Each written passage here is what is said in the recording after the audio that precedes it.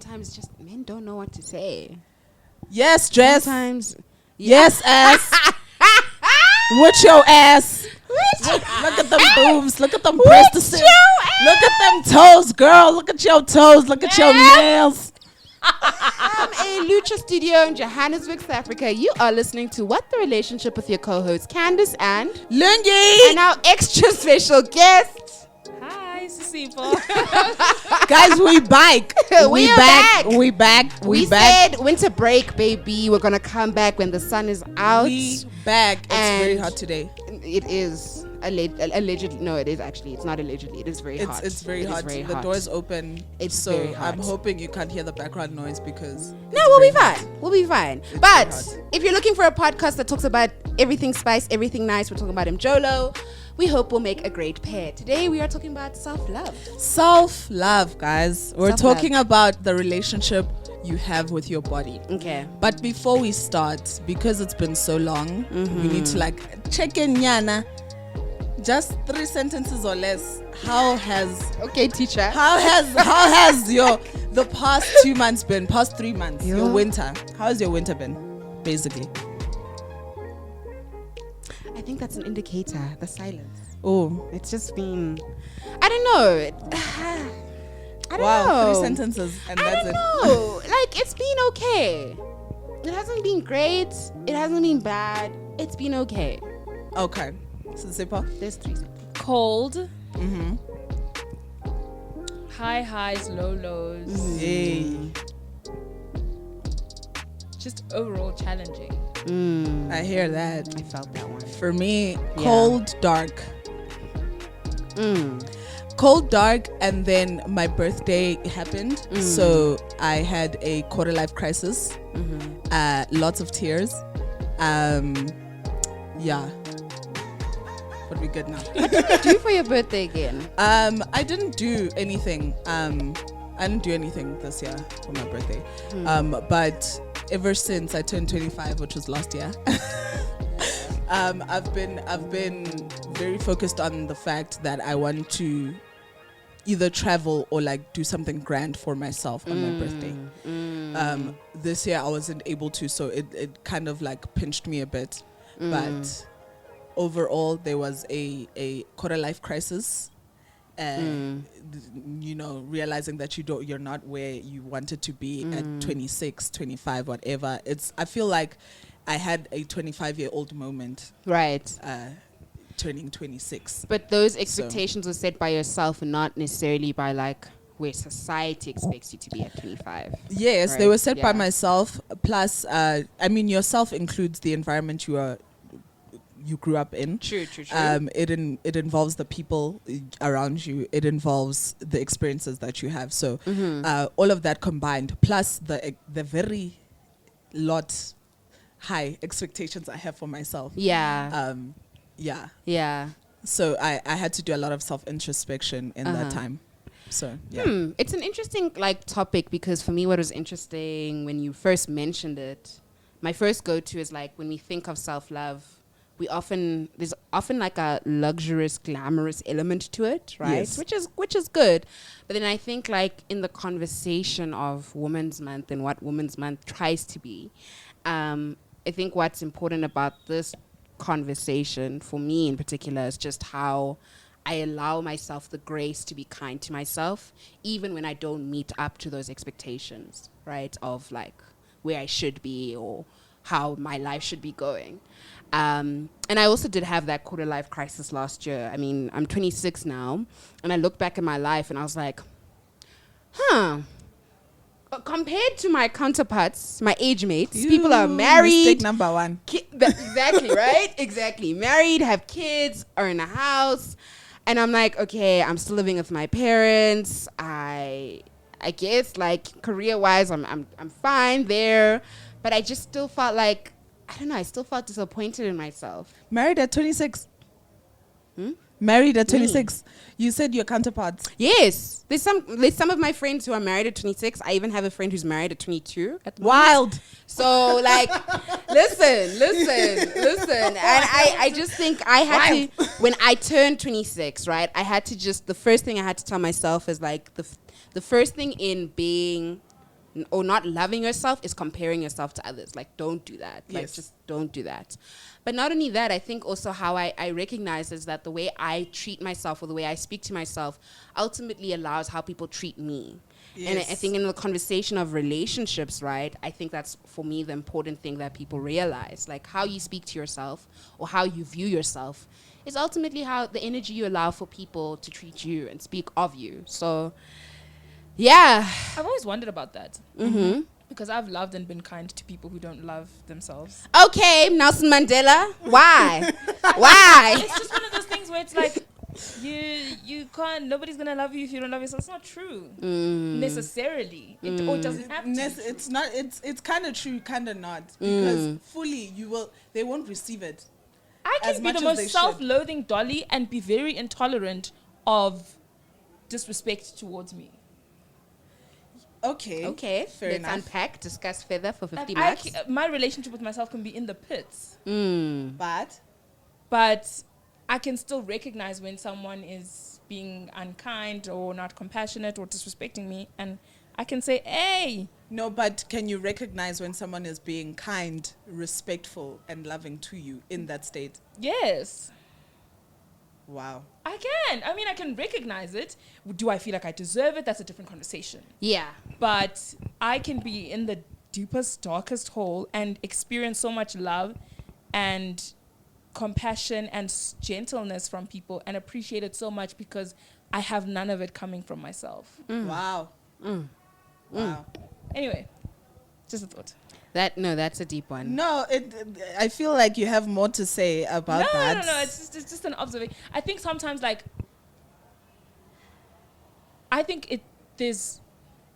there was someone who said this about the young woman who plays Precious. Yes, And- Deborah Sedebe. There we go. And they said people shouldn't take comments that they heard as children and allow bullying, and they must love themselves. But it's like sometimes people need to be loved by other people. Like, Yeah. Who said that? I mean, Sometimes- if your mother, my mother, yes. if your mother fat shames you as a child, obviously it's going to have an effect on the relationship you have with your body. If your mom puts you on diets as a child, this is me projecting the fuck out right now, but this was my experience growing up because I got fat shamed as a child, put on diets, all of these things. But my mom, like my body weight was an issue, all of these things, that obviously had an effect on the relationship I had with my body and like loving myself and all of that. Had I had a different experience, had she been loving towards my body, I would have had a better relationship with not only my body but her as well. yeah, that's true. Did that view, the viewpoint regarding your mother, did it also have an impact on your intimate relationships? Obviously. Okay. What? Yeah. Sex. Wow. Wow.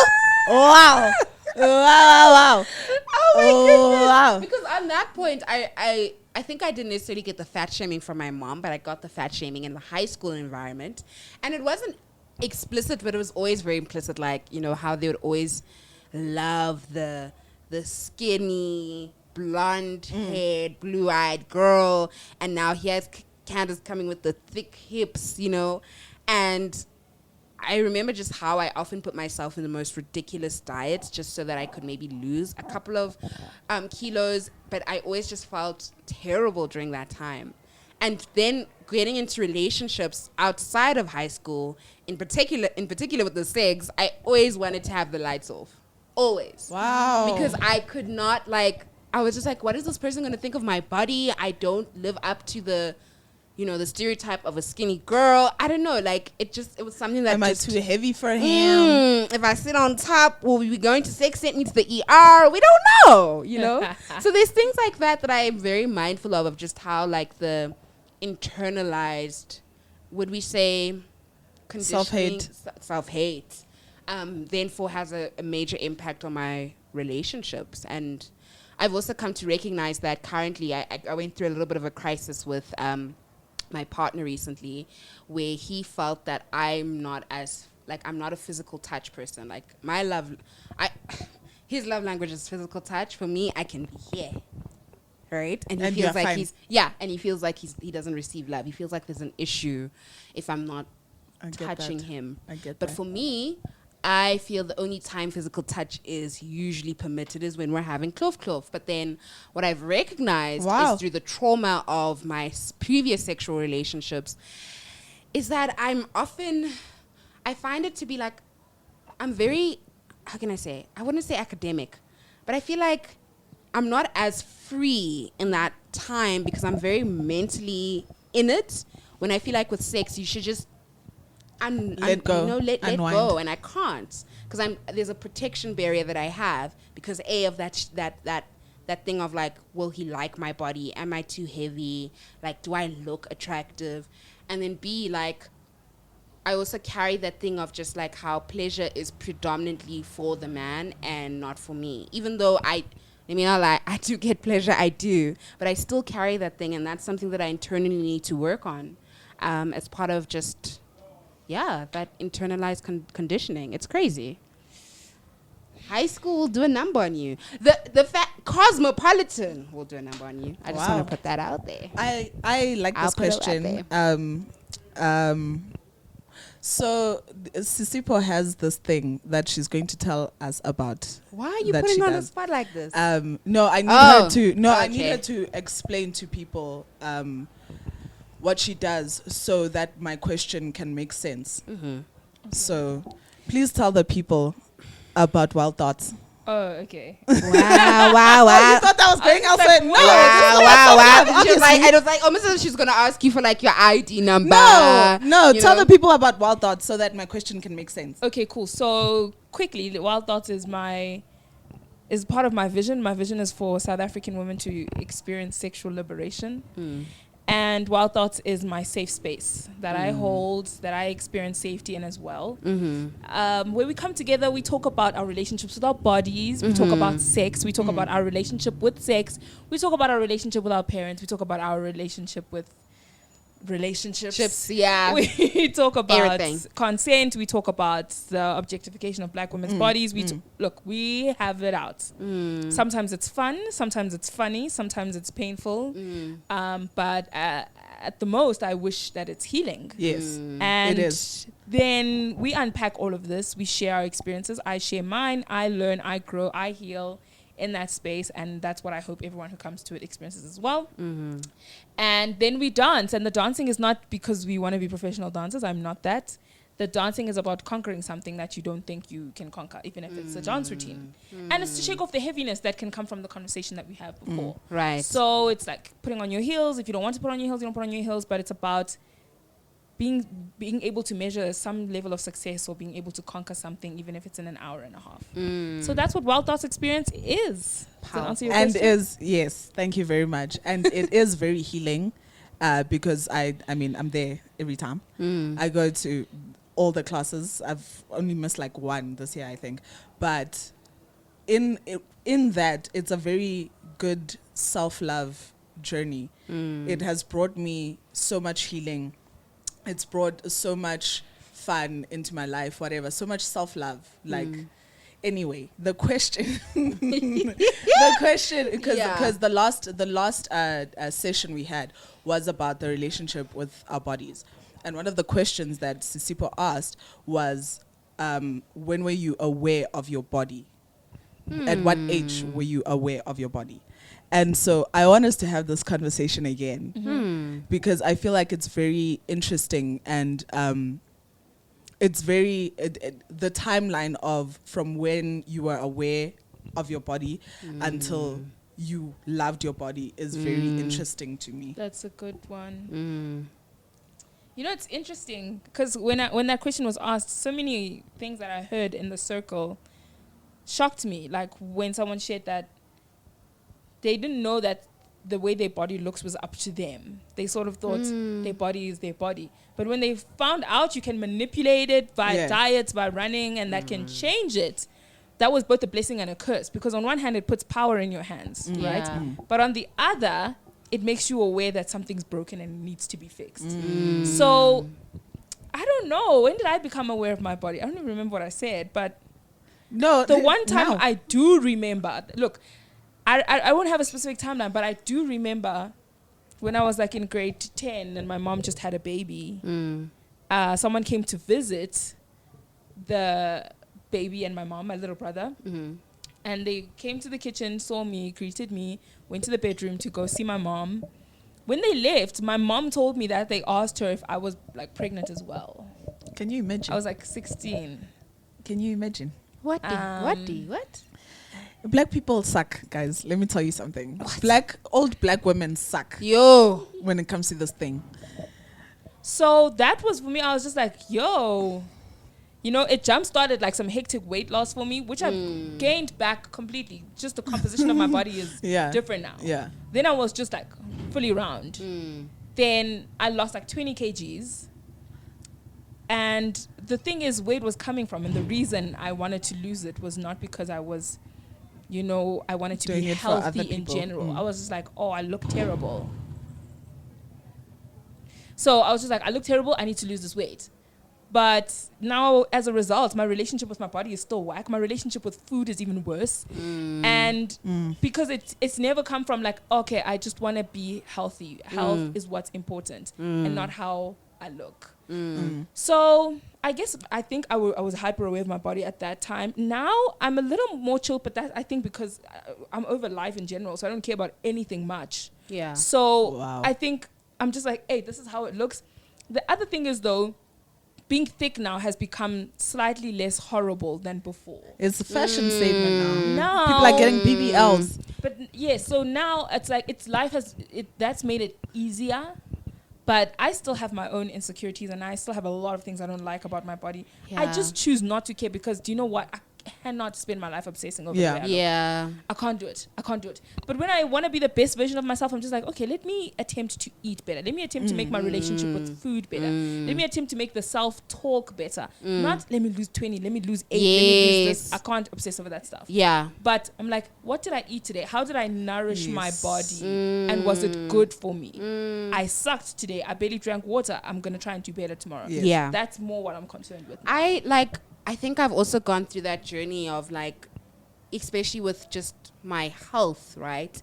I'm trying to make sure that I live an active and healthy lifestyle that doesn't really obsess over what the number on the scale has to say, because 'Cause that also number that's doesn't a define lie. me. It's a lie. It doesn't define It's me. a lie. And something what I've recognized, because I'm going through this journey with this personal trainer, which is very interesting, is that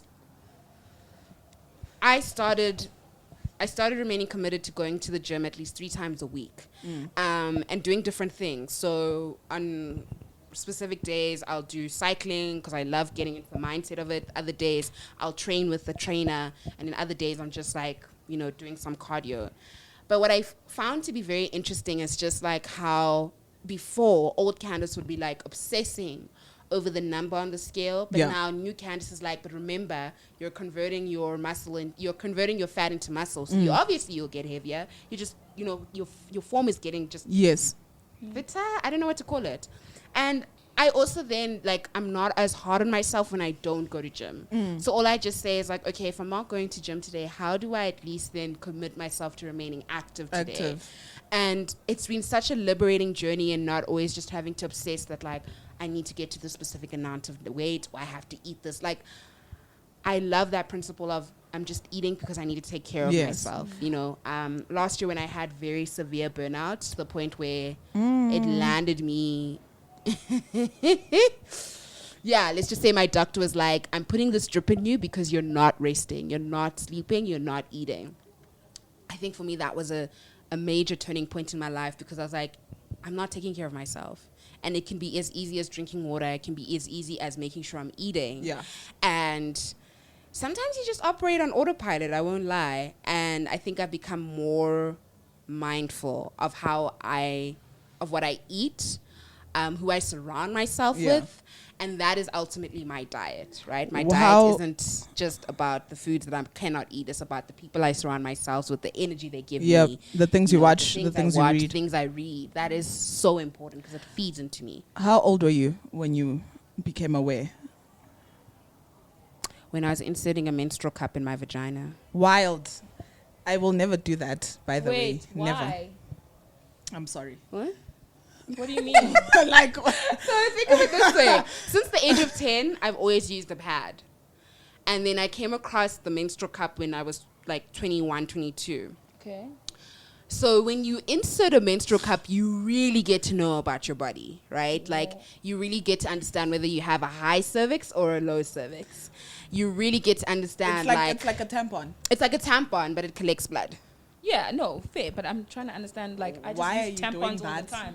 Why? So Why that what one? made you like aware of your body when you used What was the process like? I've never really, outside of just like penetrative sex, I never really like taken some time to get to know my vagina. What the inside feels like. And I think knowing my vagina is ultimately like knowing me, right? So for me, it was a very liberating experience inserting the cup, knowing that it works, removing the cup, and just enjoying Wow. that experience. Not in like a pleasureful way, but like in a thing of like, wow, this works for me. I'm enjoying this experience. I know my body. Instead of just always using a pad and Wow. yeah, I think that for me is when I knew my body. Your answers are very different, both of you. Because for me, it was back in primary school. I think it was grade 1.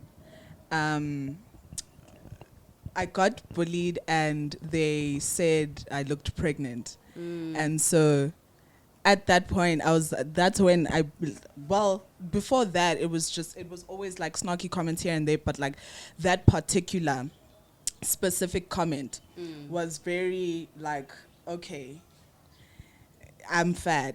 I'm fat, and my best friend is the desirable one. I'm the non-desirable one. Yo. So for me, that experience was very much like, oh, there's desirable people, there's undesirable people. Yeah. And so it started the journey of self-worth, self-love, all of those things. And so going through that in primary school, 7-year-old Lungi, guys. Yeah, that's Glasses already, because I already had glasses at that point. Glasses, it's just like, how did we get here? There's desirable people, there's undesirable people.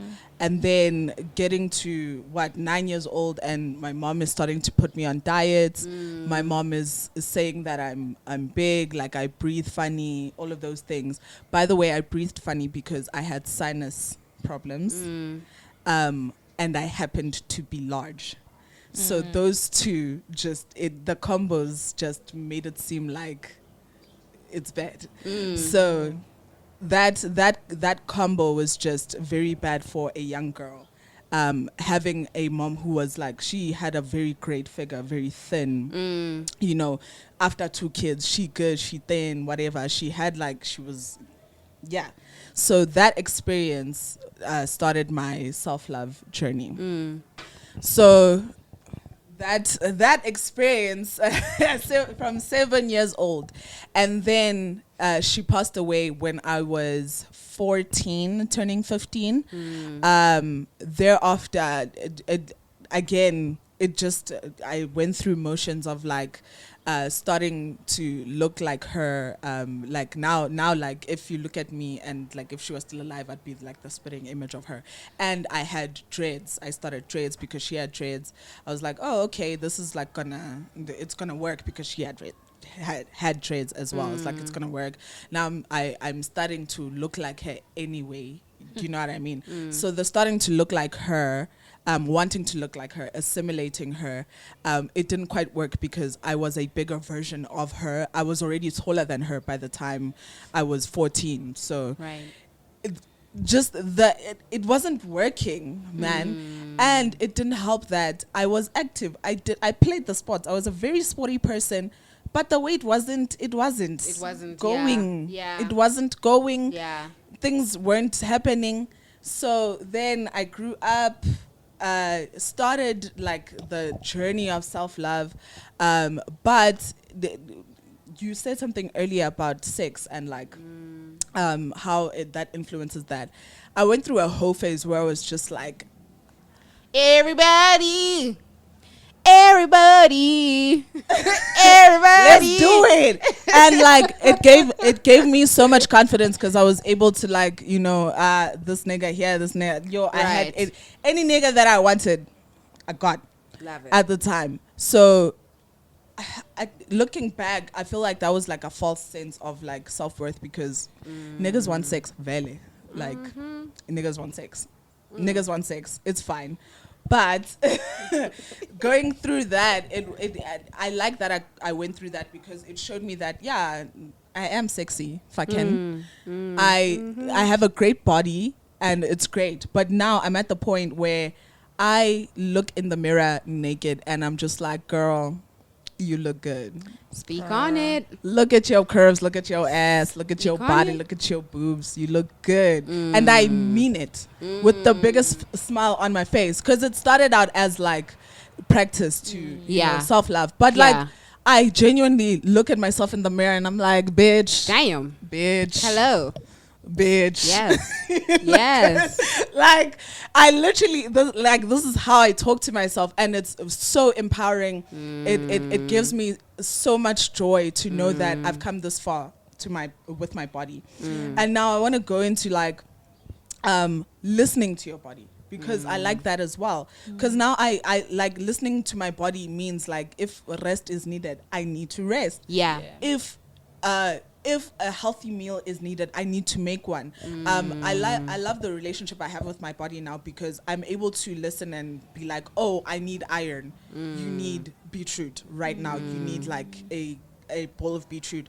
Or when I'm on my period, you need a slab of chocolate. And that's okay because that is a medically needed. Yes. The reason that women need chocolate on their period is because magnesium is lacking, and chocolate is the quickest way to put magnesium in our bodies. Okay, So the Minister of next Menstruation, tell them.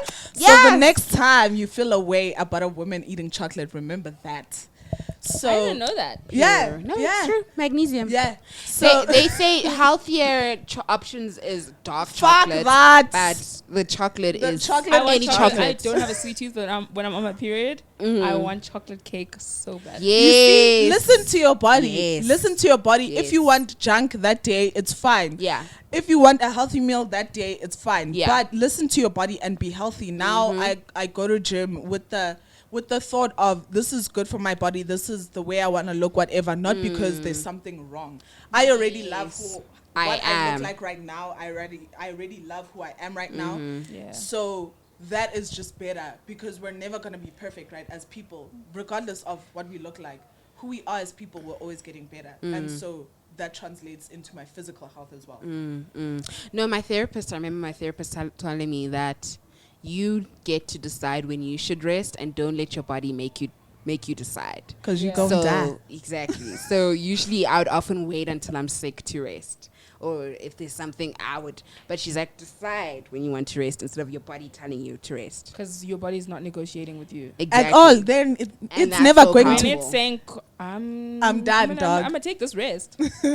So powerful. Whether you're here or not, I'm taking this rest. So powerful.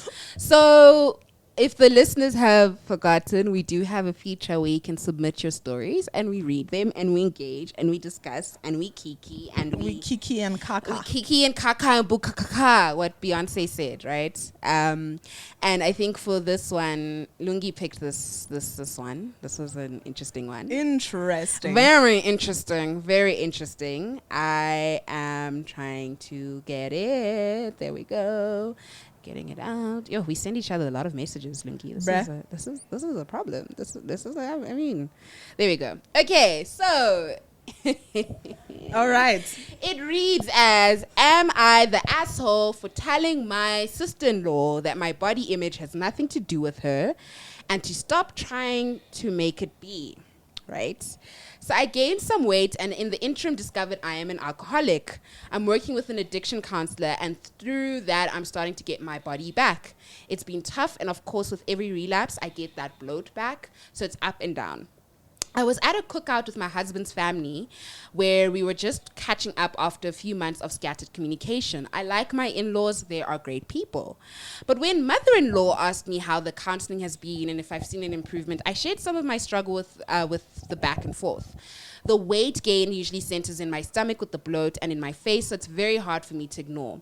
Mother-in-law said she was proud of me and thought and I thought that was that. Sister-in-law got really defensive and pushed into the conversation saying, "Oh, if you think you're big, what do you think that makes me?" I said that I'm talking about me, about my body, not hers, so it's kind of irrelevant. She huffed and was just like, "Yeah, but when you talk about your body, you're also talking about everyone's body. So if you think your body is big, you must think mine is massive." I really didn't want to continue down this path, so I said, "Sister-in-law, my body image has nothing to do with you. Stop trying to make it about you. Not everything is about you." She got really upset. She got really upset and huffed off. I found out later that she went around to different groups trying to get everyone on her side. And when that didn't work, she went on Facebook to rant about body acceptance stuff and accused me of weaponizing alcoholism, which was not a phrase I ever thought I'd say or type. I asked mother-in-law, and she said that she didn't think our conversation was anything to worry about, but my husband did tell me it was probably a rude move because my sister-in-law has always been bigger and sensitive about it, and by shutting her down like that must have made it feel invalidating. Am I that asshole? Sisipho stat. Discuss for 50 marks. Okay, look. Mm-hmm. Speak on it. Speak on it. This is the blackest experience ever. The thing is, when you are insecure about something, you're going to find a way to be triggered and hurt. Yes. Even when it has nothing to do with you. So I don't agree with the way sister-in-law is dealing, but if I feel like I'm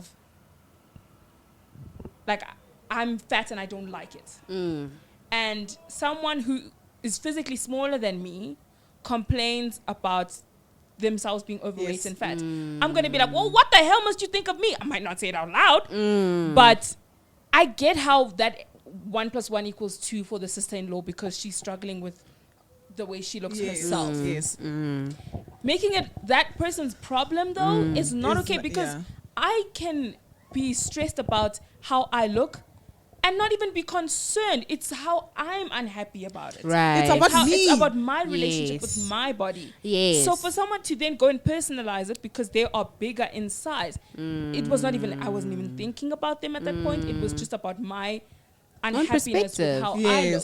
So I get it. Like if someone is super sensitive about something, I can see how they can be like, just don't. And that's why talking about weight is tricky. But if I'm talking about my own weight, I don't see how it's a problem. I just think that the sister-in-law Ebegoa and she needed to go less. And on top of that, 100%. the mom was asking her a question about her journey. Not about the sister-in-law. And it's not like she was saying, all fat people have. She was just saying, I just noticed when I drink alcohol that I experience this bloat and these are symptoms. And it's not like she was trying to speak on everything else. So you're right in saying that. But I think the sister definitely went overboard by now going on Facebook. Look, Facebook. let me tell y'all something. I've had this experience before. I was sister-in-law. Okay. I was in high school, and so the wife in this instance was another friend, I guess, the girl I knew in high school, but her body type was different from mine. Okay. And I hadn't realized, acknowledged that body types are a thing. Yeah. Do you know what I mean? Yeah. They are petite people, Yeah. there are bigger people, there are thick people, thin people, whatever, and our body types are apple, pear, triangular, Right. all of those things. That fact hadn't been realized in my head yet. I hadn't realized it. And so she was saying something about her body and how bad she was feeling about her body and how she felt fat and whatever. And I was looking at her like, bitch, what do you mean? You skinny bitch. What you talking about? Yeah. And I said something along the lines of what sister-in-law said. And I don't remember exactly what her response was, but it was along the lines of, hey, your body is your body, my body is your body. Our bodies are not the same. Right. And I really like that she said it like that, because as much as it was like a knife to my chest, it was very true, and it started making me see that our body types are not the same. And so another friend of mine who is skinny, her weight problems are not the same as my weight problems. 100%. I gain weight in different parts of my body in different ways, at different speeds, at different metabolism rates. Yeah. We all have different metabolisms. And so getting to understand that, it also started making me see that in my weight loss journey, I shouldn't be looking at somebody like, I don't know, who's a skinny model that you can know?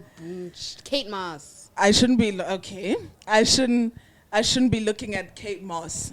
Yeah, somebody because with there's no also ass who's straight. But this information sometimes is like not always available for us, because it's just like there's skinny people and there's fat people, and fat people should be skinny, essentially. Yes. That was a long time ago. We know so much Yes. more now. Yes. We know that there's genetics involved. Yes. We know that there's so much to do. And then on top of that, we're on contraceptives, and that. Yes. And then, I'm a daughter. like, look, there's just a so lot. much that you need to empower yourself with the knowledge if you want to do something about it. But I get it. At the time, we didn't know all of that. It was just like being skinny. Knowledge And even was now, lacking. it's like when tinier friends of mine say, "Oh, my thighs are so big," talking about themselves, I'm like, nigga. but that's The fuck? that's their body, that's their Yes. journey. They know how they wish to look. They know their struggles when they go to a fitting room. They know that certain things don't look good on them. We all have different things, and to compare it is it's counterproductive. You Very can't go much so. anywhere with that. So now I know that the body that I want, I can model it accordingly after someone who has a similar body type to me, even though it's not going to be like perfect because they might be a different height, but I know that, we have a similar body, so should I work out, do this and this, it might look something close to this, not something unrealistic. not something unrealistic. That's another self-love thing. Yeah, for sure. How does this tie into relationships, though? Do we seek validation from our partners to affirm our bodies? I like this question. I ain't gonna lie. I feel better about my body when somebody's telling me how hot I am every day. It has an effect, right? I wouldn't like to depend on that, but it does. That affirmation really helps. Like someone looking at me naked and being like, Damn. You better say damn, nigga. Yeah. The fuck? Why aren't you saying damn? Hey. oh God, look at No. And let me tell you why I'm saying that, right? Let me tell you why I'm saying that. I had this ex who would say, you don't need me to tell you that you're beautiful. Yes, I do. You're beautiful by yourself. Yes, I am. Number yes, I do one, still. I am beautiful by myself. Yes. I know that I'm beautiful. Why aren't you agreeing with me? Speak on it. No, not like that. Why? There's a problem. You don't I think see where that Lungis means comes you from. don't think Kune I'm problem beautiful. la. You don't think? No, wait, hold on. You don't Speak think on I'm it. beautiful. I my love language is words of affirmation. Why aren't you affirming me? What a whack love language. I'm sorry. That's not the point.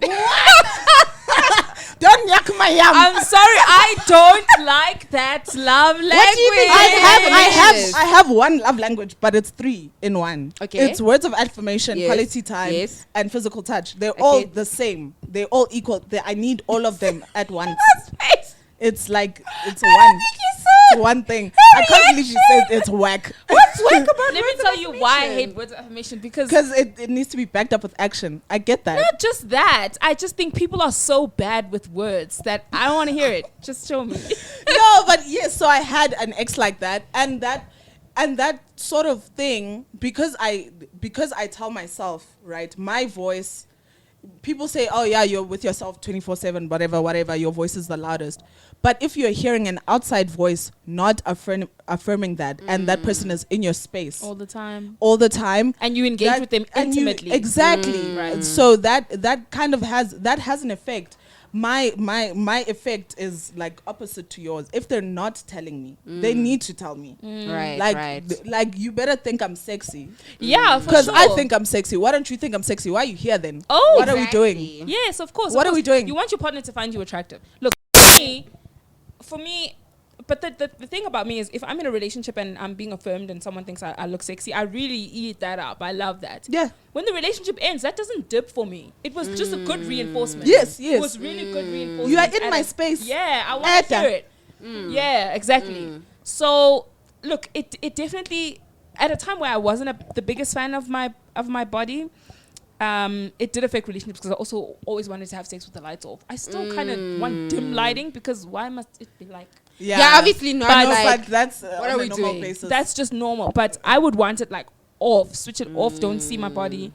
But now, you know what? I know more now. I've grown and I care a little bit less about certain things. But when it comes to relationships, I would hate to be with someone who I didn't think found me attractive. What are we doing here? yeah, what is are it? you Are we doing just here? holding hands and just skipping along? or Why what do is you it? why are What's you here happening? if you don't think I'm attractive? Yeah. I don't get it. I don't get it. No, I couldn't. Also said, I think also it's because it's so easy for me to compliment someone. Like Yeah. it's so like it takes nothing from me. So I'm always going to be saying something nice about you, something I like. Oh yes, sure, yes, you look handsome, yes. Why is the energy not reciprocated? Yeah. Do you know what I mean? Yeah. The energy should be reciprocated. Hey, but sometimes just men don't know what to say. Yes, dress. Sometimes. Yes, ass. With your ass. Look at them boobs. Look at them breasts. Look at them toes, girl. Look at your toes. Look at your nails. Look at them hands. What? Yes, glasses. There's so many things that could be affirming about you. yes. Bruh. Like you, it takes zero to compliment. And for you to say, you don't need me to compliment you to know you are lazy, you're a hater. Bye-bye. I get that. No, Are we good on time? No, we're good. I'm still shook on the yes. Yes, glasses with Yes, your shoes. blindness. Your sexy ass blindness Yes. glasses. Come and get this. Yes, existence. Exactly. Yes, lungs. Exactly. Yes, breathing. Exactly. Yes, hair. Like, Come on. Exactly. Like yes, fragrance. Come on. I love that. Let's say I shave my head today, right? Yeah. And I'm feeling insecure about it. Yeah. You better come here with your scalp, girl. Come here with your scalp, girl. my Me. egg Like, and alarm. yes. Come here. Do that thing. Make sure you are positively affirming your partner. Yeah, you know what? I 100%. don't like it when it's too much though. Because it can get a tad bit creepy, I won't lie. I'm like, even if There's I a love you, borderline like, even if I between love you what's and we're too much? together, Obsession don't compliment me all the time. and compliment. What? No, guys, no. Why? No. Are you desperate for love? Let me tell you something. Every time I walk past a mirror, there's a mirror right next to me right now. Nah, I haven't looked at it because every time I look at a mirror, I always have something great to say about myself. Hey, yo. Yeah. Of which is good. So there's no such thing as too much for me. Especially if you mean it and you're about me, there's no such thing as too much for me. Tell me once a day. That's enough. Even if One a day. also Three times a I need day. to affirmation. Sorry, affirmation also comes with the touch, Yes. right? The ass slap, the touch of face, All right. all of those, the kissing. You know what I mean? It doesn't have to Yeah. be about words, but because the mirror is the thing and me touching myself is the thing. That's what I'm going to do for myself. That's how Yeah. I'm loving myself. No, Lungi wants it to whack. Whack. I'm telling you right now, you're coming to a person that knows she's the shit. Thank and you. You better agree with that or you out. Thanks.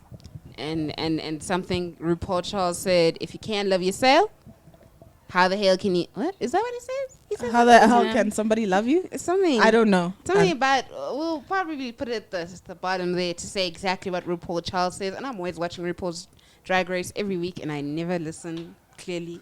But this has been a very good episode. Yeah. I think it's been a good way. It sounds like we just started now. I know, right? But it's been a good way to like kickstart the summer Do you want to say something? and kickstart the women's. Obviously, we're doing a final wrap up, but yeah. Look, I always think about relationships with your body like this. Mm. And I said this in my last session. If you live in a bad environment or you, for some reason, interact with a bad environment, for some Yeah. people that's home. For some people that's the workplace. Mm-hmm. What else can it be? Just a bad environment, a toxic environment. A You toxic don't like relationship. to be there. Yeah, it can be a relationship. If you don't have a good relationship with your body, you're in a bad environment all the time. Like you never leave it. And that sounds like hell. So for me, it's like I do my best because I literally can never escape my body. I can never leave. So my relationship with my body is a big priority for me because it's literally the one place I can never leave. I can leave a toxic relationship. I can leave a toxic home. I can leave a toxic friendship. I can leave a toxic workplace. It's hard, but I have that option not to engage. But if my relationship, if my relationship with my body is not healthy, it's not conducive, it's not gentle, it's not kind, I can't leave that. And the only person who can make it better is me. My mom is a self-love advocate, big on the things. Like, you see, self-love cards. Like, yes, like her name is Love. So she gets me like, I have a stack of self-love cards and I just pull one out every day. You see? There we go. You see the one I just pulled now? Talk to yourself as you would someone you love. Which is crazy because that's what I was just saying. Exactly. This one I've got says, stretch your body. As we get into the habit of stretching our bodies many times a day, we also subconsciously stretch our minds and souls. Ooh. So you see, I just pull like a random one every day and see what I have to work with. So for me, it's like your self-love is, it's a bit of a lifeline. It's a bit of a lifeline because it also can guide you then. Yeah. It really can guide you on what you can accept and what you can't accept, on who you engage with, how you engage, because you value yourself so highly, whether that's your body, your mental health, just who you are in general. So I think this has been great. That's Lungi, final thoughts? I think I've final said... thoughts? I think I've said all I've wanted to say, but with you loving yourself, you better be steadfast on the self-love thing, because you need to know that when someone else comes along, and they must know that this is the standard, because I've said it myself. I do this for myself. So if you don't meet this, you must know why you don't meet it. Because I've made it for myself, in myself. I love myself this much for me to do this for myself. 100%. You also need to have the self-love so we can self-love each other. I say what I said. She said what she said. Lungi said what he said. We all say what I said. And we hope you also love their podcast. Please like, comment, and subscribe on the YouTubes. If you're listening to Spotify or Apple, please rate Google us. Podcast. Please People listen to subscribe. Please subscribe. Give us 5 stars. Rate, share. Let everybody know about this podcast, please. Thank you. Also follow us on TikTok. We're on TikToks now. Yes, we are on TikTok. We're trying to be out there at TikTok. We're trying to be there. And yeah, as usual, I always love the conversations we have. It's always engaging, but it's also like a journey that I personally go through. And I really appreciate just having this conversation as a way to open up other conversations, interesting conversations we're having this month. Yeah, let's continue the conversation in the comments, guys. Yeah. Just comment down below. But from me, Candice. And me, Lungi. And me, Sisipho. we are out. Bye.